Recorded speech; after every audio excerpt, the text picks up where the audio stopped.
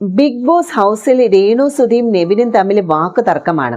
മുഖം കണ്ടാൽ ആട്ടാൻ തോന്നുമെന്ന നെവിന്റെ വാക്കുകളാണ് രേണുവിനെ ചൊടിപ്പിച്ചത്. എന്നാൽ അത് ചെയ്തിട്ട് പോയാൽ മതി എന്നായി രേണു സുധിയും. രേണു നെവിനെ അട്ടപ്പുഴു എന്ന് വിളിച്ചതിന് പിന്നാലെയാണ് വാക്ക് തർക്കം ആരംഭിച്ചത്. രേണു നെവിനെ അട്ടപ്പുഴു എന്ന് വിളിച്ചു. ഇതിനെ രേണുവിനെ ആട്ടിക്കൊണ്ടായിരുന്നു നെവിന്റെയും മറുപടി. ആരാണ് നിന്റെ അട്ടപ്പുഴു എന്ന് നെവിനും ചോദിച്ചു. ഇതോടെ രേണു തിരിച്ച് നെവിനെ 2 തവണ തിരിച്ചാട്ടി. മോന്തയ്ക്ക് തുപ്പൽ തെറിച്ചില്ല, അല്ലെങ്കിൽ ഞാൻ കാണിച്ചേനെ എന്നാണ് നെവിൻ പറഞ്ഞത്. ഇതിന് പിന്നാലെ നെവിൻ സോറിയും പറഞ്ഞു.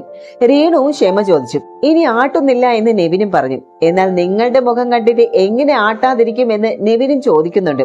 ഇതിന് മറുപടിയായിട്ട് എന്റെ മുഖം കണ്ടാൽ നിനക്ക് ആട്ടാൻ തോന്നുമല്ലേ എന്ന് രേണുവും ചോദിക്കുന്നുണ്ട്. പലതവണ രേണു ഇതിന്റെ കാരണം എന്താണെന്ന് ചോദിക്കുന്നുമുണ്ട്. പറഞ്ഞ വാക്കിന് വില വേണം. എന്റെ മുഖം കണ്ടാൽ ആട്ടാനും ഉരയ്ക്കാനും ഒക്കെ തോന്നുന്നെങ്കിൽ അതൊന്ന് കാണിച്ചു തരണമെന്ന് രേണുവും പറയുന്നു.